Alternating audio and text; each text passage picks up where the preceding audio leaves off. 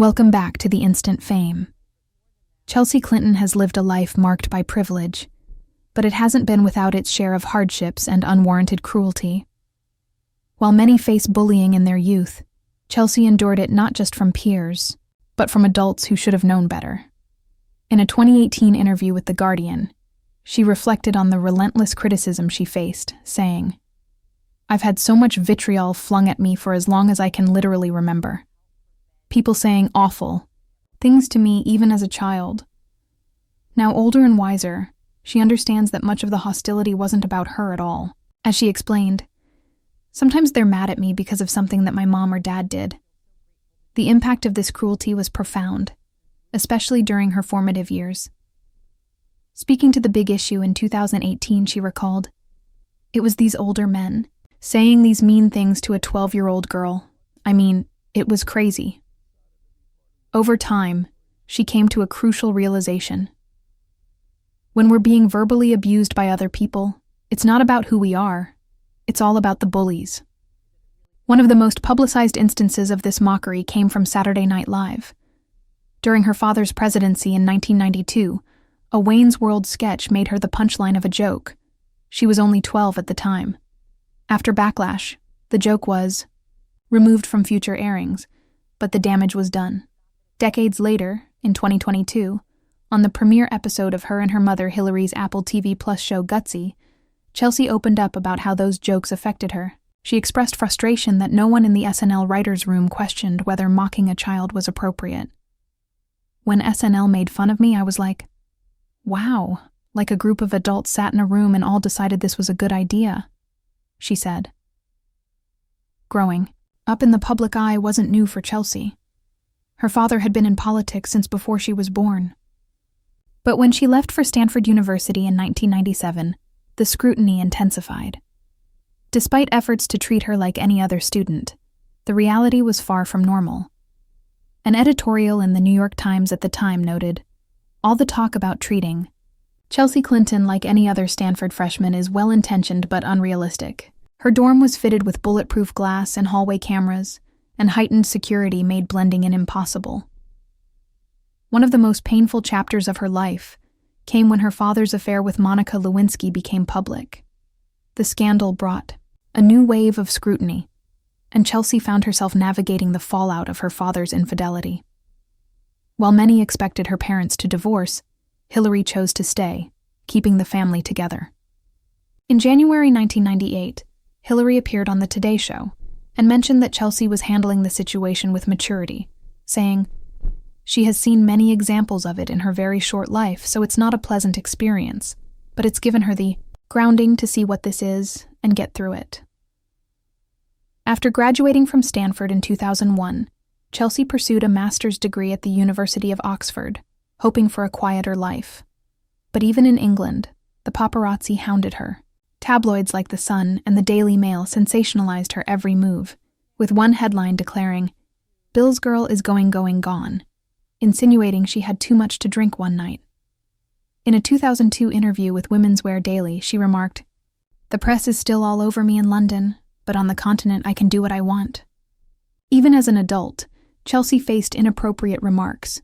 In February 2008, while campaigning for her mother's presidential bid, MSNBC anchor David Schuster made a shocking comment, asking, "Doesn't it seem like Chelsea is sort of being pimped out in some weird sort of way?"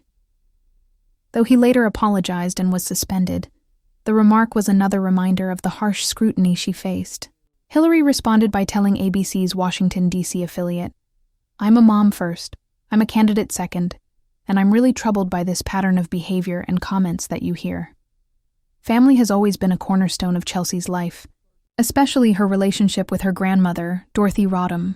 After her grandfather's death in 1993, she grew closer to Dorothy, bonding over books and margaritas. When Dorothy was diagnosed with colon cancer days after Chelsea's Stanford graduation, she adjusted her summer plans to stay by her grandmother's side.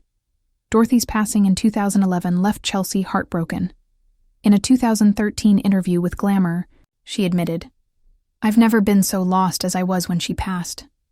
But the loss also prompted Chelsea and her husband, Mark Mazvinsky, to reevaluate their lives.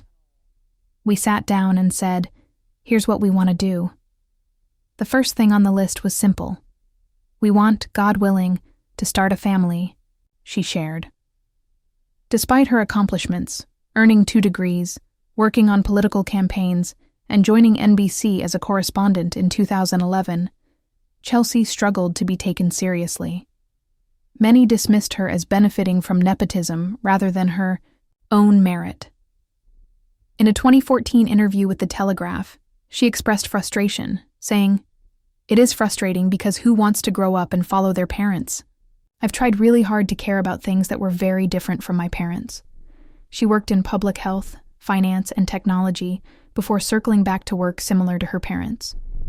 "I will just always work harder than anybody else, and hopefully perform better," she said. Chelsea met Mark Mesvinsky in 1993 at a Democratic retreat. Though they attended Stanford and Oxford at the same time, they didn't start dating until 2005. They married 5 years later, but rumors quickly swirled about their relationship. When Mark rented a place in Wyoming shortly after their wedding, tabloids speculated about divorce. Chelsea's chief of staff, Barry Lurie, told Vogue in 2012, "What put a strain on them was that the stories were being written because none of us were paying attention to it." Chelsea later realized she needed to be more open to dispel the myths. One of the more personal losses Chelsea faced was the end of her friendship with Ivanka Trump. The two had been close for years, but politics drove a wedge between them. Day before the 2016 election, Chelsea told E! News, "Our friendship started before politics, so it will last beyond politics." But by 2022, she revealed on Watch What Happens Live that they hadn't spoken since November 2016, joking, "We were definitely friends, right?" And then she went to the dark side. Chelsea has also faced public confrontations. After the 2019 Christchurch mosque shootings, she attended a vigil in New York City. Her presence sparked tension due to a previous tweet criticizing Reppers Ilhan Omar's comments about U.S. policy in Israel. A student confronted her, saying, "This right here is a result of a massacre stoked by people like you and the words that you put out into the world." Chelsea remained composed, responding, "Certainly it was never my intention. I do believe words matter. I believe we have to show solidarity." As a mother, Chelsea has faced relentless mom shaming. When she missed her daughter, Charlotte's first day of kindergarten in 2016 due to her mother's campaign, critics pounced. In a 2020 interview with People, she opened up about the guilt of parenting during the pandemic, admitting, "I feel like, oh my gosh, I'm not doing either thing very well at the moment."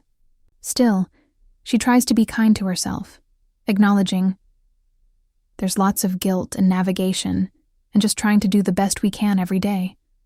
And some days the best is going to be better than others." Chelsea Clinton's story is one of resilience, proving that even in the face of relentless scrutiny, strength and authenticity can shine through. What challenges in your life have shaped you the most?